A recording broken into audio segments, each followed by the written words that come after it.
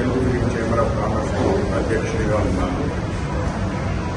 ఆ టైంలో 11 సంవత్సరాలు వేచి ఉన్న కార్మికులకు 30% వాళ్ళ వేతనాలు పెంచడానికి నేను చాలా సహకరించి కమిటీ అంతా సహకరించి వాళ్ళకి అవకాశం ఇచ్చినందుకు వాళ్ళకి అందరికీ ధన్యవాదాలు. పోతే ఈ ఎలక్షన్ విషయంలో నాకు చాలా మంది ఫోన్ చేసి సార్ మీరు అధ్యక్షులు చేయాలి, మీరు వ్యతిరేకించాలి అని చెప్పి నేను పాయింట్ చెప్తాను. 38 బీసీ మెంబర్స్ ఉంటారు, వారు ఓటింగ్ 48లో 38% అయ్యారంట. అందులో 34 మంది ఒక వ్యక్తి రాసిన ఒక ఈసీ మెంబర్ రాసిన కాబట్టి నేను పోస్ట్పోన్మెంట్ చేయాలి. ఎందుకంటే ఈ 2 గవర్నమెంట్లు ఇప్పుడు ఉన్న కమిటీకి చాలా సన్నిహితంగా ఉన్నారు, వీళ్ళని చేస్తే బాగున్నది అని చెప్పానన్నారు. అని ఆ ఉత్తరం పెట్టుకుంటే దానికి 34 మంది ఎవరు చేశారు, 4 వ్యతిరేకించారు. అందులో శ్రీ కళ్యాణ్ గారు ఒకరు, అశోక్ కుమార్ గారు ఒకరు, మోహన్ గౌడ్ గారు ఒకరు, రామదాస్ గారు 4 వ్యతిరేకిస్తే 34 మెజార్టీ అని చెప్పని దానికి రకరకాల స్టేట్మెంట్ ఇచ్చేసి ఎలక్షన్లు పోస్ట్పోన్ దానికి డిసిషన్ జరిగింది అని అన్నారు. ఆయన తప్పు సార్ ప్రాసెస్ బైలాస్ నేను ఉన్నప్పుడే చేంజ్ చేయాలని చెప్పిన ప్రయత్నం చేస్తే దాన్ని కూడా ఆగారు. బైలాస్లో చాలా తప్పులు కూడా ఉన్నాయి, అవి సరిదిద్దుకోవడానికి ఎన్నోసార్లు చేసిన ఈ అధ్యక్షులు కూడా నేను వచ్చినప్పుడు నేను లెటర్ పెట్టుకున్నప్పుడు ఏమని ఎలక్షన్ జరగాలని పెట్టుకున్నప్పుడు అడిగితే అధ్యక్షుడిని అది కానిస్తలేదు సార్, ముందుకు కానిస్తలేదు సార్. ఎందుకంటే కొంతమందికి ఎక్కువ ఓట్లు ఉంది, అవి ఒక్కొక్క ఓటే ఉండాలి అని దాంట్లో నేను ప్రపోజ్ చేసింది. అలా చాలా ఉన్నాయి. మా studio sector requirements completely wrong. So దాన్ని అన్ని సరిదిద్దాలని ప్రయత్నం చేశాను. దాన్ని ముందుకు పోకుండా చాలా మంది ఈ డబల్ ఓట్లు ఉన్నది, ఎక్కువ ఓట్లు ఉన్నది తప్పుగా అబ్జెక్ట్ చేసుకుంటూ దాన్ని ఆపుకుంటూ వచ్చారు. సంవత్సరం నుంచి నడుస్తుంది ఈ విషయం. ఇకపోతే ఈ ఎలక్షన్ విషయంలో చూసుకుంటే ఇది ఎప్పటి పరిస్థితుల్లో అప్పుడు దాంట్లో రకరకాలలో నా పేరు కూడా పెట్టారు. ఏమని ప్రెసిడెంట్ ఉన్నప్పుడు కూడా ఎలక్షన్ పోస్ట్పోన్ అయినది కదా అని. నేనున్నప్పుడు కరోనా ఉండేది, కరోనా ఉండింది ఇనిషియల్ స్టేజెస్లో. దాని తర్వాత దాన్ని పోస్ట్పోన్ చేసుకుంటూ వచ్చారు, ఎందుకంటే గ్యాదరింగ్ కాలేదని చెప్పారు. దాని తర్వాత ఎప్పుడైతే కరోనా ఇది వచ్చేసి 50 మెంబర్స్ వరకు రావచ్చు అని అంటే అప్పుడనే ఎలక్షన్ పెట్టచ్చు కదా అంటే ఎవరైతే ఈ రకరకాల చాలా మందికి ఫార్వర్డ్ చేశారో ఆ వ్యక్తి ఇప్పుడు ఇంకా ఆఫీసర్గా కూడా ఉన్నారు. అప్పుడు కూడా ఆయన బీసీ మెంబర్గా ఉంటే అతనే ఎక్కువ అబ్జెక్షన్ చేసి గందరగోళం చేసి లేదు కాని అన్నాడు. మీరు అప్పటి ఒకవేళ ఎవరికైనా పక్కన ఇన్వెస్టిగేషన్ చేసేటంటే అప్పటి మీరు మినిట్స్ బీసీ మీటింగ్ మినిట్స్ చూస్తే అందులో క్లియర్గా ఉంటుంది. ఎన్నోసార్లు నేను వ్యతిరేకిస్తూ వచ్చాను, అయినా దాన్ని అతను వర్గీయుడైనా కూడా ఇమీడియట్గా అప్పుడే ఎందుకంటే ఇది 2 సంవత్సరాలు కొట్టారు, సంవత్సరం ప్రెసిడెంట్ చేంజ్ చేస్తారు. సో ఆ 2 ప్రెసిడెంట్ కొడుతున్నది ఆసారి ఎవరైతే ఉందో ఫస్ట్ ఎగ్జిబిటర్ తర్వాత స్టూడియో సెక్టర్. సో ఎగ్జిబిటర్ అతను పోయిన తర్వాత ఆటోమేటిక్గా స్టూడియో సెక్టర్ నుంచి ఎవరైతే గెలిచి వచ్చారో వాళ్ళకు అవకాశం ఉండాలి. అది కాకుండా మధ్యలో వైస్ ప్రెసిడెంట్ కూడా కొన్ని నెలల వరకు ప్రెసిడెంట్గా చేశారు. అది కూడా ఇటీవలకు నేను చెప్తే కూడా ఇది ఏంటంటే సార్ కొంతమంది ఉత్తాంటారు, అది మొనాపలిస్టిక్ వ్యూస్తోనే చేసుకుంటూ పోతున్నారు. అది ఎందుకు అందరు సహకరిస్తున్నారో నాకే అర్థం. ఒకరిద్దరు మొనాపలిస్టిక్ వెళ్తే ప్రతిమ 26 మందికి ఏమైందని ఎందుకు ఏమి అనేది నాకైతే అర్థం కాదు. అధ్యక్షంగా ఉన్నప్పుడు కూడా అర్థం కాదు. అది మంచిది కాదు సొసైటీకి. ఇకపోతే ఇప్పుడు కారణాలు లేకుండా చీఫ్ మినిస్టర్లు అనుకూలంగా ఉన్నారు. ఇప్పుడు ఉన్న మెంబర్స్ కు అంటే ఎగ్జిక్యూటివ్ మెంబర్స్ కు అనుకూలంగా పనులు అయిపోయి అని చెప్పని అనడం కరెక్ట్ రీజన్ కాదు సార్. ఎందుకంటే ఇప్పుడు మన ఓన్లీ సభ్యులుగా ఉండి పొజిషన్లో లేకుండా ఉండి కూడా ఈ పెద్ద ప్రొడ్యూసర్లు ఈ కమిటీ వెంబడి వెళ్ళి వాళ్లకు అనుకూలంగా ఉన్న చీఫ్ మినిస్టర్ల ద్వారా ఎన్నో పనులు చేయించారు. సో మీరు పొజిషన్లో ఉంటేనే పనులు అయితే చెప్పని అనుకుంటే తప్పండి. పొజిషన్లో ఉండాల్సిన అవసరం లేదు.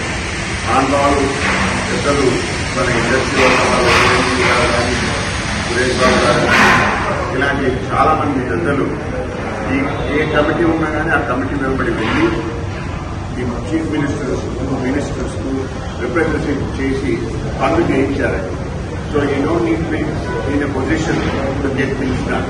వాళ్ళకి అంత అనుకూలంగా ఉన్నప్పుడు తప్పనిసరిగా నెక్స్ట్ రూల్ ప్రకారంగా ఎందుకు వస్తారో వాళ్ళిద్దరి ఈ నెలలలో కంప్లైంట్ లేదు. వాళ్ళు తప్పనిసరిగా వెళ్ళొచ్చు, వెళ్ళి సహకరించవచ్చు, వాళ్ళతో పని చేయించవచ్చు. లేకపోతే ఆల్రెడీ మనకు చాలా ఇబ్బందులు ఉన్నాయి. అన్నెసరీగా దీన్ని బజార్కు వేయడం నాకు నచ్చదు. ఎందుకంటే ఇది ఒక మంచి సమస్య.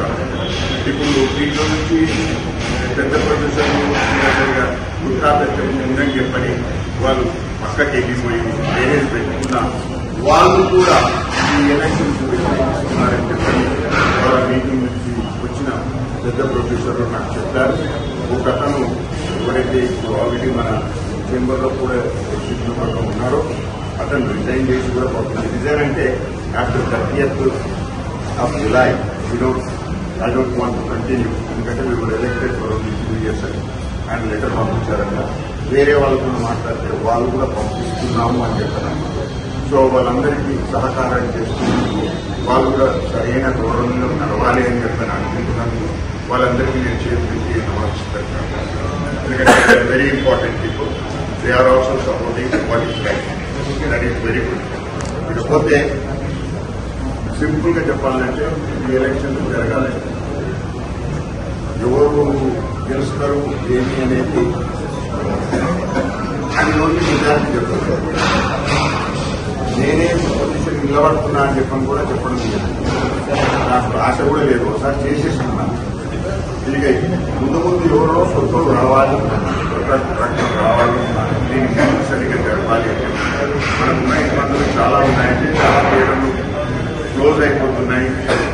అది ఏంది అనేది సరిగ్గా పరిశీలించకుండా పైరసీ మీద ఇబ్బందులు ఉన్నాయి, గ్రాడ్యుయేషన్స్ మీద ఇబ్బందులు ఉన్నాయి. సో ఇవన్నీ ఉమెన్ అట్రాసిటీస్ ఇబ్బందులు ఉన్నాయి. ఇవన్నీ సరిగ్గా చూసుకునే వాళ్ళు వస్తే బాగుంటుందని నా ఆశ. అందరికీ సహకరిస్తారని చెప్పి ఆశిస్తూ మంచి ప్రేక్షకులందరికీ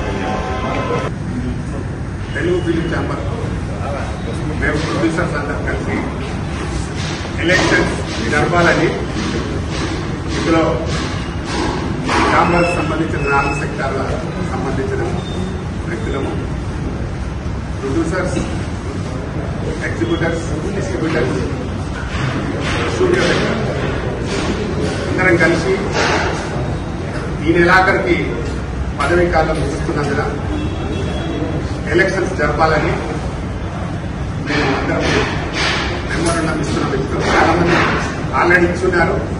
ఈరోజు కూడా మేము ఒక 50 మంది కలిపి ఈరోజు ఇస్తున్నాము. ముఖ్యంగా ఎలక్షన్స్ పోస్ట్పోన్ చేయాలంటే దానికి ఒక మా బయటలో ఒక రూల్ ఉంది తెలుగు ఫిలిం ఛాంబర్లో. జనరల్ బాడీ మీటింగ్ జరిగితే కానీ ఏదైనా ఎక్స్టెన్షన్ తీసుకుంటే తీసుకోవాలి. అసలు ఎక్స్టెన్షన్ చేసే లేనే బయలాలు ఎక్స్టెన్షన్ చేయడానికి ఏదైనా అనివార్య పరిస్థితులు వస్తే దానికి జనరల్ బాడీ మీటింగ్ పెట్టి ఒక 24-25 రోజుల ముందు మీటింగ్ పెట్టి మనం ఇలా ఎక్స్టెన్షన్ చేసుకున్నాము దానికి అందరూ డిసిషన్ తీసుకొని చేయాలి. అలా కాకుండా లాస్ట్ జరిగిన ఈసీ మీటింగ్ లో మేము ఎలక్షన్స్ పోస్ట్పోన్ చేస్తున్నామని ప్రకటించడం, దాన్ని సి కళ్యాణ్ గారు, అశోక్ కుమార్ గారు, మోహన్ గౌడ్ గారు, ఇంకా కొందరు ఈసీ మెంబర్ రామారావు గారు, రామదాస్ గారు, ఇంకా కొందరు ఈసీ మెంబర్లు అపోజ్ చేసినారు మీటింగ్ లో కూడా. ఇది పద్ధతి కాదు, అలా చేయొద్దని. ఎవరో ఈసీలకు రాని, ఈసీ మీటింగ్ రాని ఒక వ్యక్తి ఒక లెటర్ పెట్టాడు. ఏమనంటే ఎలక్షన్స్ పోస్ట్ పోన్ చేయండి. ఆ వ్యక్తి ఈసీ మీటింగ్ కి రాలేదు. ఎక్కడో వైజాగ్ మరి ఈసీ గోదావరి నుంచో పెట్టాడు.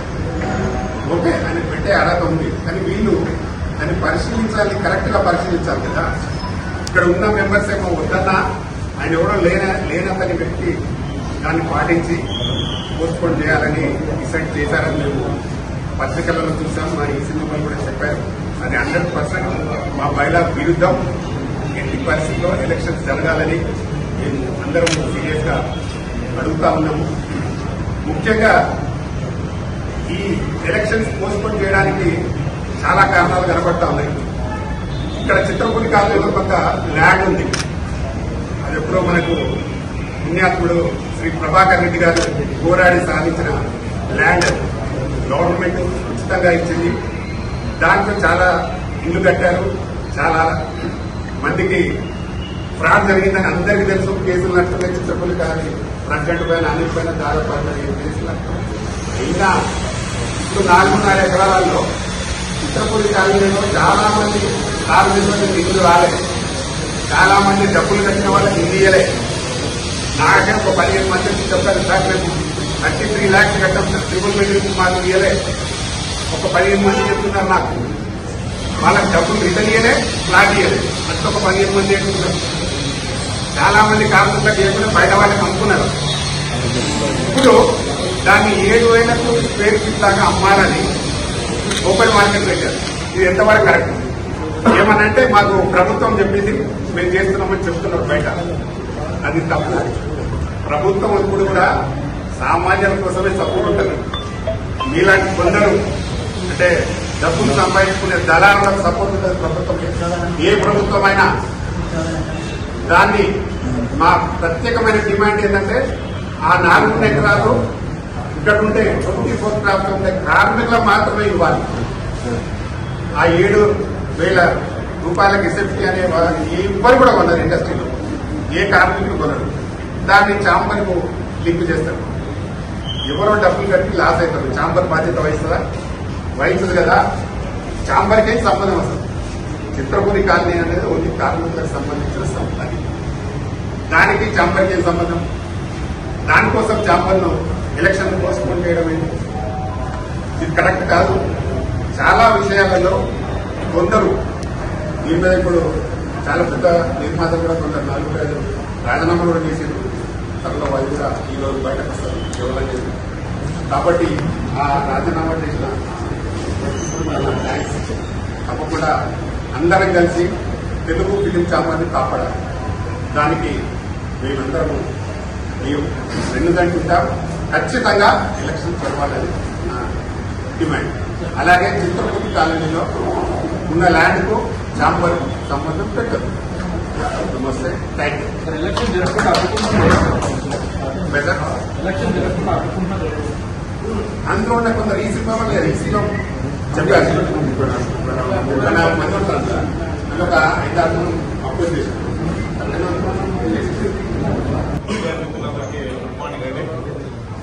అలాగే నా తెలుగు ఫిలిం ఛాంబర్ మెంబర్స్ అందరికీ, అట్లాగే కౌన్సిల్ మెంబర్స్ అందరికీ కూడా మా యొక్క విన్నపం. మనది ప్రపంచవ్యాప్తంగా గుర్తింపు పొందినటువంటి ఒక పరిశ్రమగా ఎదుగుతున్న టైంలో మనం మరి ఈ రోజు 2 సంవత్సరాలు టెన్యూర్ కూడా ఇచ్చారు. అంతకు 1 year ఉండేది. దయచేసి దాన్ని కూడా 1 year చేస్తే ఈ రాజకీయాలకు కూడా స్వచ్ఛ పలుకుతారు. దయచేసి దీన్ని కూడా పరిగణలో తీసుకోవాలని సభ్యులందరూ కూడా ఈ మార్పులు కూడా చేయాలి. అట్లా పరిశ్రమగా ఎదుగుతున్నటువంటి తెలుగు సినిమా పరిశ్రమగా కన్వర్ట్ అవుతా ఉంది ప్రపంచవ్యాప్తంగా గుర్తింపు రావడం ద్వారా.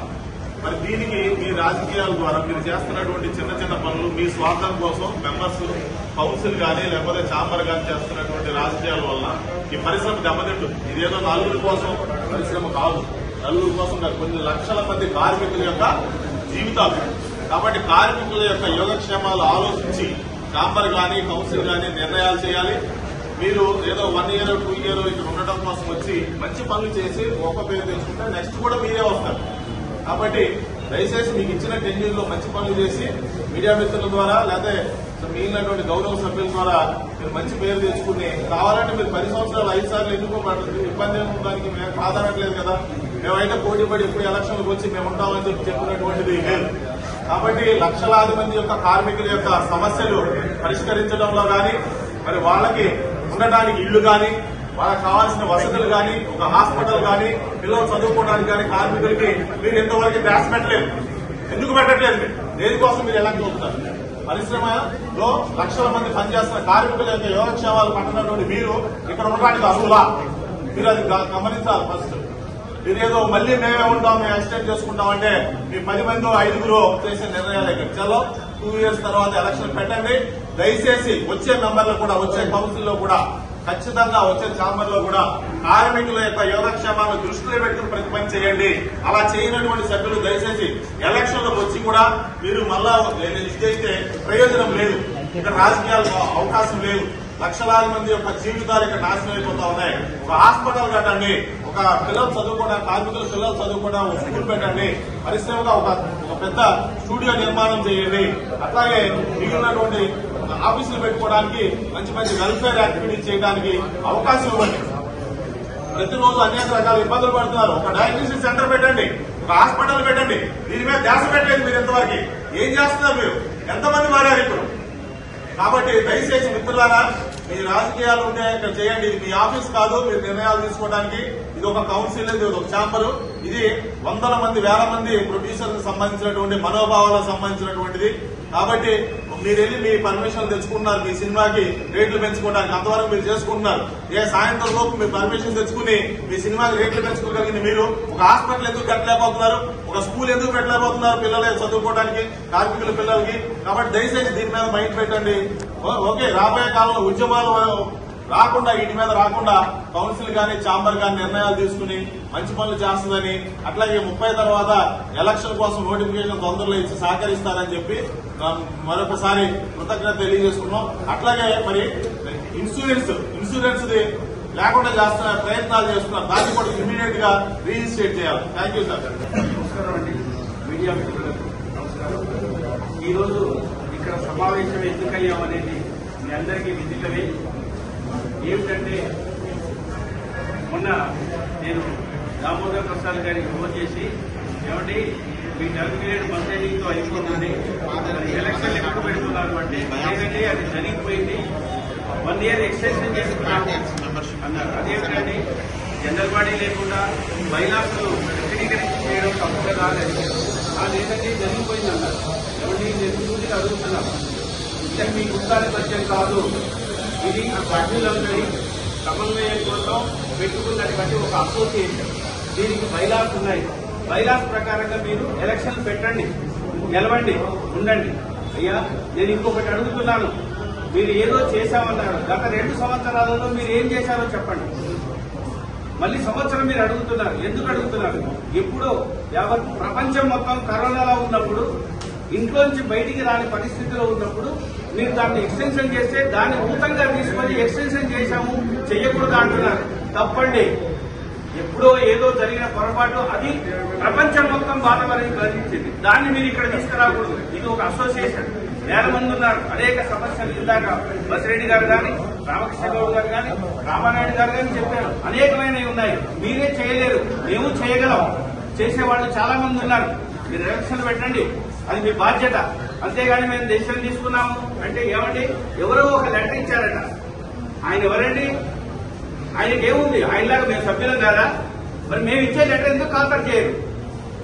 చాలా మంది ఉన్నామండి, 1000 మంది ఉన్నాము. దయచేసి మీ గుత్తాధిపత్యాన్ని, మీకున్న స్వార్థ చింతన మానుకొని దయచేసి ఎలక్షన్ డిక్లేర్ చేయండి, మళ్లీ గెలవండి. మీరు మంచి పనులు ఉంటే చేయండి. చాలా మంది చాలా సార్లు గత 40 సంవత్సరాల నుంచి, 30 సంవత్సరాల నుంచి, 20 సంవత్సరాల నుంచి వాడు మాకు తెలుసు, మీరు మాకు తెలుసు, మేము చాలా చేస్తామన్నారు. ఏమీ చేయలేదండి. ఇంతవరకు సొంత బిల్డింగ్ ఏ అసోసియేషన్ కు లేదు. ఇక్కడ పడి ఉన్నాం. అది ఎవరు గుర్తిస్తలేరు. ఎందుకు? మరి ఏం చేశారు? ఎక్కడెక్కడో ఇన్వెస్ట్ చేస్తున్నారు. ఇక్కడ సొంత బిల్డింగ్ ఎందుకు లేదు? రేపు భావితరాలు ఏం చేయాలి? రోడ్డు మీద ఉండాలా? ఎందుకు చేస్తలేరు? మీరు చేసిన గొప్ప పని ఏంటి? మీకున్న సత్సంబంధాలతోటి ఒక ప్లేస్ ఏర్పాటు చేసుకుని దాంట్లో సెల్ఫ్ గా డెవలప్ చేసుకుంటాం. దాంట్లో అన్ని క్రాఫ్ట్లు పెట్టండి. అట్లాంటివి మర్చిపోయి మేము చేస్తాము, మేమే ఎక్స్టెన్షన్ చేసుకుంటాము, మేమే ఉంటాము అంటే ఏంటిది? ఇది తెలుగు ఫిలిం ఛాంబరా? తెలుగు వెల్ఫేర్ కోసం పెట్టుకున్నదా, లేకుంటే మీ స్వార్థ ప్రయోజనాల కోసం పెట్టుకున్నటువంటి ఆఫీస్ కాదండి. అందరి మనోగతాలు దెబ్బతినకుండా దయచేసి మీరు ఎలక్షన్ ఇమీడియట్ గా డిక్లేర్ చేయండి. అది బైలా ప్రకారం మీరు చేసేది చాలా విరుద్ధం. దేన్నో పట్టుకొని చేయకూడదు. మళ్ళొకసారి నా విజ్ఞప్తి ఏంటంటే దయచేసి ఎలక్షన్లు పెట్టండి. ఇది నా విన్నపం. నమస్తే. రవీంద్ర గోపాల్. అందరికీ నమస్కారం. నా పేరు గురుగారు. ఈరోజు అంటే ఎలక్షన్స్ పెడతారు అని మేమందరం కూడా ఎదురు చూసాం. మరి ఎవరో ఈ ఎలక్షన్ ఎక్స్టెండ్ చేయండి అని చెప్పి ఏదో లెటర్ పెట్టారు. 100% నాకైతే తెలిసి అతను ఎవరో పెట్టలేదండి. ఎవరు పెట్టలేదు, వీళ్ళే రాయించారు. 100% వీళ్ళే రాయించారు. నువ్వు రాసుకొని తీసుకురాని నీ పేరు తెలియదు. ఇక్కడ లోకల్ వాళ్ళు అయితే ఏంటంటే అందరికి దేశం తెలుసు కాబట్టి అది పెట్టారు. అది రాసింది ఒకరి నిర్ణయం అనేది కుదరదు. కాబట్టి ఏంటంటే బయలు ప్రకారంగా ఎలక్షన్ ఖచ్చితంగా పెట్టాల్సిందే. మీరు వచ్చారు, మేము వచ్చాము, అందరం కలిసి ఈరోజు ప్రయాణం చేస్తున్నాం. మీకు మేము ఓట్లు వేయలేదా? మీరు గెలవలేదా? మేము గెలిపించలేదా? మళ్ళీ మీరు మంచి పని చేసి మీకే ఓట్లు వేస్తారు అందరూ. కాబట్టి ఏంటంటే ఖచ్చితంగా మీరు ఎలక్షన్స్ పెట్టి గెలవండి. ఈ ఇష్టమంటే ఏదో పేపర్లో రాసుకొని ఎక్స్టెండ్ చేయడం అనేది కాదు. కాబట్టి ఒక మంచి పని చేయడానికి అందరూ కూడా ఓట్లు వేయాలి. మేము కూడా ఎర్రబస్ ఎక్కి ఇక్కడ హైదరాబాద్ లో దిగిన వాళ్ళమే. కాకపోతే ఏంటంటే మీరు సినిమా పీరియడ్లోనే ఇక్కడ ఇదే ఛాంబర్లో పాకుపోయి మీరు ఆల్రెడీ ఏదో మీ వ్యాపారాలు ఇక్కడ నడిపించుకొని మీరు ఏదో సంపాదించుకున్నారు. బట్ మేమేంటంటే సొంతంగా మేము వ్యాపారాలు చేసుకుని సంపాదించుకున్నాం. మేము కూడా చూస్తున్నామే. ఎప్పుడు కూడా మా ఛాంబర్ కూడా బాగుండాలి. ఇందులో నాయకులు కూడా మంచి వాళ్ళు రావాలి, మంచి పనులు చేయాలి, మేము చూడాలి అని చెప్పి మేము కూడా చూసాం. ఇందులో చాలాసార్లు కూడా మేమంతా కూడా ఒక సైడ్ అయిపోయి మేమందరం కూడా ఒక దీంట్లో వచ్చేసినప్పుడు ఇందులో ఏంటంటే మళ్ళీ దీంట్లో ముక్కలు చేసి మళ్ళీ మీరు ఉంటారు. బట్ ఒకటి మేము అడుగుతున్నది మీరు సంపాదించినటువంటి ఆస్తులని కాదు, మేము అడుగుతున్నది ఎలక్షన్స్. కాబట్టి ఖచ్చితంగా ఎలక్షన్స్ జరగాలి. జరగకపోతే చాలా మంది నాకు ఆల్రెడీ ఫోన్లు చేశారు, అంత అవసరం లేదు, ఇండియన్ వాళ్ళు వస్తున్నారు, మీరు రావద్దు అన్నాం. నిజంగా ప్రొడ్యూసర్స్ అందరూ కదిలితే ఛాంబర్ లో ఎలా ఉంటుందో మీకు అందరూ తెలుసు. బట్ కాబట్టి దయచేసి మీరు ఎలక్షన్ కి ఇమీడియట్ డిక్లేర్ చేయాలి. లేని పక్షంలో అందరూ ప్రొడ్యూసర్స్ ఇక్కడికి వస్తారు. జరగబోయే పరిణామాలకి మీరే బాధ్యులు అవుతారు. కాబట్టి దయచేసి ఇమ్మీడియట్లీ ఎలక్షన్స్ పెట్టండి, మీరే నిలబడండి, ఎవరు వద్దన్నారు. కాబట్టి ఏంటంటే ఇమ్మీడియట్లీ ఎలక్షన్ జరగాలని చెప్పి నేను అందరికీ కూడా కోరుకుంటున్నాను. Thank you. మీ గురువు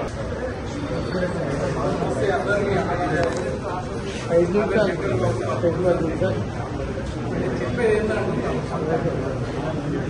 ఎలక్షన్ పెడితే మీకు భయం ఏంటి? ఎంత మెజార్టీతో వెళ్తున్నాం అన్ని మీరు చేస్తుంది కదా. నాకు ఎందుకు అవకాశం రావద్దని ఒక చిన్న సామెత గుర్తొచ్చింది. గోరకృష్ణ ఒక రోజు అన్నాడు, రాష్ట్రంలో ఒక చిన్న పిట్ట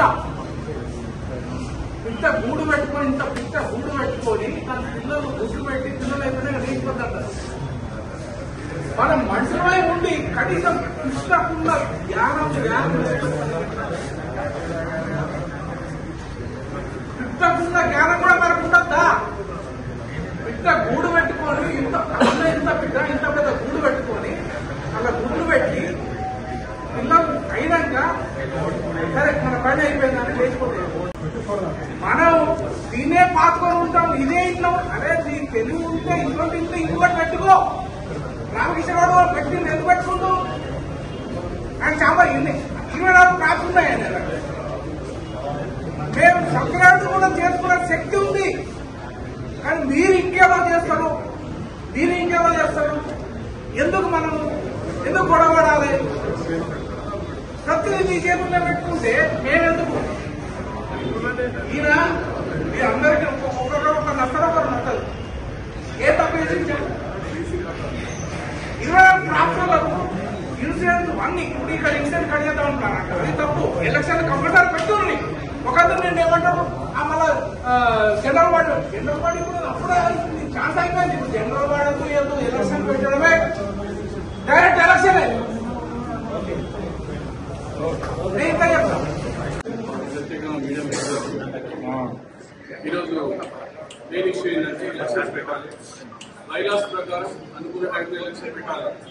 ఎలక్షన్ పెట్టకుంటే ఎక్సెషన్ అంటే సత్తా లేనోడు దమ్ము లేనోడు మాత్రమే కానీ కార్యక్రమాలు చేశారు. అందరి తరఫున నేను చెప్తున్నా, ఎలక్షన్ పెట్టకుంటే మాత్రం తీవ్ర పరిణామాలు ఉంటాయి, పోరాటాలు ఉంటాయి. గతంలో కూడా చేసాం, గతంలో కూడా చేసాం. బైలా ప్రకారం ఎట్లయితే ఎలక్షన్ ఏ టైం పెట్టాలి ఆ టైం పెట్టాలి. కథలు పెడితే మాత్రం బాగుండదు, మజాకులు ఆడితే బాగుండదు. గట్టిగా నాకు చెప్పడం కాదు, సీదా ఒకటే మాట, ఎలక్షన్ పెట్టి తీరాలి. పెట్టకపోతే మాత్రం దీన్ని ఇక్కడ అంగం అవుతుంది, గొడవ అవుతుంది. పిచ్చి నాటకాలు చేసే మాత్రం సహించేది లేదు. దమ్ము ధైర్యం సత్తా లేనుడే ఇట్లాంటి కార్యక్రమాలు చేస్తారు. ఎలక్షన్ చట్టబద్ధంగా ఎవరైనా సరే ఎలక్షన్ లో పోటీ చేయాలి, గెలవండి, గెలిచిందా ఈ దమ్ము చూపించుకొని మీరు ఏం చేయాలో చేయండి కానీ అని అనుకుని చేయాలి. అందరూ మా చిన్నప్పుడు ఏం బాధ పెద్ద నిర్మాణాలు కాదు, అందరి తరఫున ఒకటి దయచేసి ప్లీజ్ ఇట్లాంటి మళ్ళా నెక్స్ట్ కూడా పునరావృతం కావద్దు. టైం టు టైం ఎలక్షన్ కావాలి. ఇట్లాంటి మళ్ళీ మీటింగ్లు పెట్టుకొని మళ్ళీ మీకు వార్నింగ్లు ఇచ్చడం మళ్ళీ మీకు మళ్ళీ హజ్ చేయడం అట్లాంటిది దయచేసి ఎలక్షన్ నిర్వహించాలి. టైం టు టైం ఎలక్షన్ నిర్వహించాలి. ఎప్పుడు కూడా జీవితాంతం ఎలక్షన్ నిర్వహించి మీరు పార్టీ అని చెప్పి ఈ సందర్భంగా తెలియజేస్తున్నాం. అందరికీ నమస్కారం. ఇస్తా అన్నా 1 minute గట్టిగా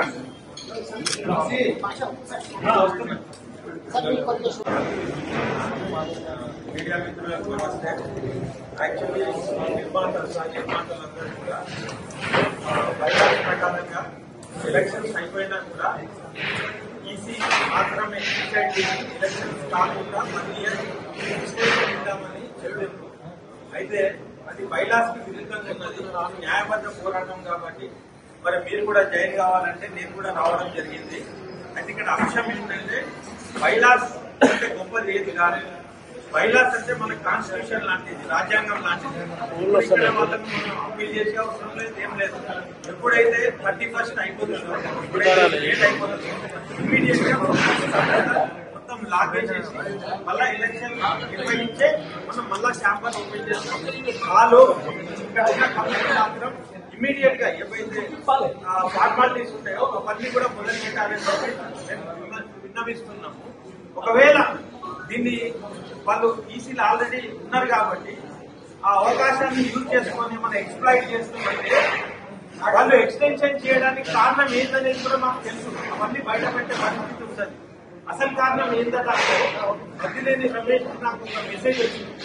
చిత్రపూరి కాలనీలో ఒక భూమి మిగిలి ఉన్నదట, 4.5 ఎకరాల భూమి మిగిలి ఉన్నదట. దాంట్లో రియల్ ఎస్టేట్ దందా, ఫ్లాట్ల దందా అవి చేస్తుంది. అసలు చిత్రపూరి కాలనీ భూమి కళాకారులకు, సాంకేతిక నిపుణులకు, కార్మికుల కోసం పెట్టినటువంటిది. అయితే నిర్మాతల లాంటి నాలాంటి వాళ్లకు ఫ్లాట్స్ అమ్మబడుందని చెప్పి బ్రోచర్స్ కూడా రిలీజ్ అయినాయి. కాబట్టి ఇవన్నీ చేయడం ఏ రకంగా మీరు డిసైడ్ చేసిండ్రు? జనరల్ బాడీ మీటింగ్ డిసైడ్ చేసిండ్రా? దీనివల్ల రేవంత్ రెడ్డికి ప్రాబ్లం వస్తుంది. వీళ్ళు చేసే వ్యవహారాలన్నీ కూడా అక్కడ సీఎం కుర్సీ 100% కదిలిపోయేటట్టు ఉన్నది. ఎందుకంటే ఎఫ్టీసీల దిల్ రాజును పెట్టిన తర్వాత గద్దర్ అవార్డ్స్ అనేది ఇచ్చిండ్రో మొత్తం బోకస్ ఒక స్కామ్ నడిచింది. ప్రపంచంలోనే అప్లికేషన్స్ తీసుకోకుండా చేసిన అవార్డ్స్ ఇచ్చే, అప్లికేషన్ తీసుకోకుండా అవార్డులు ఇచ్చుడంటే ఏంటది? అది ఎవరికి ఇష్టం వచ్చినట్టు మాకు ఇచ్చేసిండ్రు, గద్దర్ అవార్డు చేసిండ్రు. దాంట్లో ముఖ్యమంత్రిని పిలిచిండ్రు. ముఖ్యమంత్రికి టీడీపీలో ఉన్నప్పుడు కొంతమందితో పరిచయాలు ఉండుండొచ్చు కాక, కానీ ఆయనకు కూడా రూల్స్ తెలివై ఇండస్ట్రీ కాబట్టి ఎవరైతే ఎఫ్టీసీ చైర్మన్ గా ఎవరైతే నియమించిండ్రో వాళ్ళు మొత్తం అవగాహన రాహిత్యంగా మొత్తం చెత్తగా నిర్వహించేసి అక్కడ తెలంగాణ ప్రభుత్వాన్ని అపకీర్తి చేసిండ్రు. అట్లాంటప్పుడు ఉన్న ఛాంబర్ ఈసీ సభ్యులు ఈ ఎక్స్టెన్షన్ మీద పెట్టిన దృష్టి, ఈ గద్దర్ అవార్డ్స్ తప్పు జరిగింది, ఎన్నో అర్హత కలిగిన సినిమాలకు, కార్మికులకు, కళాకారులకు మోసం జరిగిందని చెప్పి ఛాంబర్ ఒక లెటర్ అన్నా రాసిందా? ఇంత ఇంగిత జ్ఞానం లేని ఛాంబర్ మెంబర్షిప్లు ఇప్పుడు దేనికోసం అని చెప్పి నేను ఎలక్షన్స్ కోసం వెయిట్ చేస్తూ ఉన్నాను. కొత్త కమిటీ ఒక ఆలోచన పనులతో పెట్టుకొని ఛాంబర్ ద్వారా ప్రభుత్వానికి కలెక్టర్ రిప్రజెంటేషన్ ఎంతలేదు కాబట్టి ఇప్పుడు ఇమీడియట్లీ ఎలక్షన్స్ పెట్టాలి. కాబట్టి ఇప్పుడు ఇక్కడ ఏంటంటే జ్యూరీ కమిటీలలో కూడా మురళీమోహన్ ని తర్వాత ఎవరు చేసుకొని పెట్టింది. వాళ్ళు ఏమన్నా బుద్ధిజీవుల ఆలోచన పడుల, వాళ్ళు జస్ట్ ఒక ఆర్టిస్ట్, ఒక సినిమాకు కాస్టింగ్ చేసినట్టు వేసారు. అదే తర్వాత అవార్డు ఏమో గద్దర్ అవార్డు. సినిమాలు ఎవరికి ఇచ్చిండ్రు? ఒక ఒక మత కల్లోలాలు సృష్టించే బీజేపీ సినిమాకి ఇస్తారా? అది కూడా కాంగ్రెస్ లౌకికవాదం అని చెప్పి. ఆ తర్వాత పుష్ప లాంటి సినిమా బయట వాళ్ళ రెగ్యులేషన్స్ నంబర్ 2లోనే అది అనర్హత. ఎందుకంటే ఇల్లీగల్ సినిమాలను అవార్డులకు తీసుకోరని ఉన్నది. అది కమర్షియల్ సినిమా. దానికి వీళ్ళు ఈ సత్యేంద్రలే గారి ఇచ్చుడు ఆ మీటింగ్ లో సీఎం సమక్షంలోనే అట్లాంటి డైలాగులు చెప్పినప్పుడు నరుకుడు అన్నప్పుడు ఇట్లాంటి మెసేజ్ ప్రభుత్వమే పబ్లిక్ ఇస్తుందా? కూరగాయలందరూ కూడా నరుకుడు అని మొదలు పెడితే ఎట్లా? అయితే అవార్డుల పేర్ల కాడ నుంచి అవార్డు ఇచ్చే ప్రోగ్రాం వరకు మొత్తం వేస్ట్ అయిపోయింది. ఇట్లాంటప్పుడు ఛాంబర్ ఒక్క లెటర్ అన్న రాసిందా? ఛాంబర్ ఖండించిందా? ప్రభుత్వానికి సూచన ఇచ్చిందా? ఇదన్నీ ఇయ్యనప్పుడు ఈ ఛాంబర్ ఉండే లాభం. తర్వాత ప్రతిసారి ఓట్లు వేస్తున్నాం, కమిటీలు వేస్తున్నాం. ఇన్నేళ్ల నుంచి 20 ఏళ్ల నుంచి ఏ సమస్య సాల్వ్ అయింది? ఇక్కడ ఒక్క సమస్య సాల్వ్ కాలేదు. చిన్న నిర్మాతలకు న్యాయం జరిగిందా? జరగలే. థియేటర్ వాళ్ళు బతుకుతున్నా? లేదు. డిస్ట్రిబ్యూటర్లకు ఏమైనా లాభం అయిందా? ఏది కాలే. ఎట్లున్నదో అట్లనే నడుస్తుంది. కాబట్టి ఇప్పుడు మేము కూడా ఇంట్రెస్ట్ అవుతాం. ఇంతకు ముందు ఎప్పుడు కూడా మేము ఛాంబర్ ఎలక్షన్లలో అంతా పట్టుకోలేదు. మేము తెలంగాణ ఉద్యమానికి అంకితమై పనిచేసిన వాళ్ళం. ఇప్పుడు మా దృష్టి మొత్తం తెలుగు ఫిల్మ్ ఛాంబర్ మీదనే ఉంటుంది. మొత్తం తెలంగాణ ఉద్యమకారులు కూడా ఇక్కడే బయట ఇస్తారు. ఇక్కడ నుంచి ఇవన్నీ సాగవు. చిన్న నిర్మాతలకు, చిన్న ఎగ్జిబిటర్లకు, డిస్ట్రిబ్యూటర్లకు అందరికీ న్యాయం కల్పించడానికి ఇక పోరాటం ఉంటుంది మాది. కాబట్టి కొత్త ఎలక్షన్లు రావాలి, కొత్త కమిటీ రావాలి, ఈ దిశలో పనిచేయాలి. కానీ అదే మూసధోరణి ఇలా చేతులలో కూర్చొని సొమ్ము సంపాదించి స్కాములు చేసే ప్రక్రియలు బంద్ చేయాలి. ఇది నాది హెచ్చరిక. ఒకవేళ ఇది జరగనప్పుడు మీరు ఉద్యమాన్ని మేము ఇక్కడి నుంచే పిలిపిస్తాం. జై తెలంగాణ, జై తెలంగాణ. హాయ్ అండి, నేను మీ కార్తికేయ. టీఎఫ్సీసీ లైవ్ ఛానల్ని లైక్ చేయండి, షేర్ చేయండి, సబ్స్క్రైబ్ చేసుకోండి. This is Nikhil. టీఎఫ్సీసీ ఛానల్ని ఎంకరేజ్ చేయండి, లైక్ చేయండి, subscribe. Hello, this is heroine Alekhya Angel. TFCC live ఛానల్ని లైక్ చేయండి, షేర్ చేయండి, సబ్స్క్రైబ్ చేయండి. టీఎఫ్సీసీ ఛానల్ని లైక్ చేయండి, షేర్ చేయండి, సబ్స్క్రైబ్ చేయండి. నేను మీ హీరోయిన్ మౌర్యాని. Thank you. అందరికీ నమస్కారం, నేను మీ Geetha Madhuri. TFCC live like చేయండి, షేర్ చేయండి, సబ్స్క్రైబ్ చేయండి. హాయ్ అందరికీ నమస్కారం, నేను మీ Madhupriya. Please like, share, subscribe to TFCC live. Please subscribe TFCC channel. Like చేయండి, షేర్ చేయండి. టీఎఫ్సీసీ ఛానల్ని లైక్ చేయండి, షేర్ చేయండి, సబ్స్క్రైబ్ చేయండి. Hi, please subscribe TFCC. Hello, this is your all supplicants. Please do subscribe TFCC live channel. Thank you so much. Please do subscribe to TFCC live channel and like, share and subscribe చేయండి. హాయ్, నేను మీ Vijay Shankar. TFCC channel do subscribe, like చేయండి, share చేయండి. Thank you. నమస్తే, నేను మీ Karthika. TFCC ఛానల్ని షేర్ చేయండి, లైక్ చేయండి, సబ్స్క్రైబ్ చేయండి. అందరికీ నమస్కారం, I'm your favourite actress Ankita Maharana. Like చేయండి, షేర్ చేయండి, సబ్స్క్రైబ్ చేయండి. TFCC live. Love you all.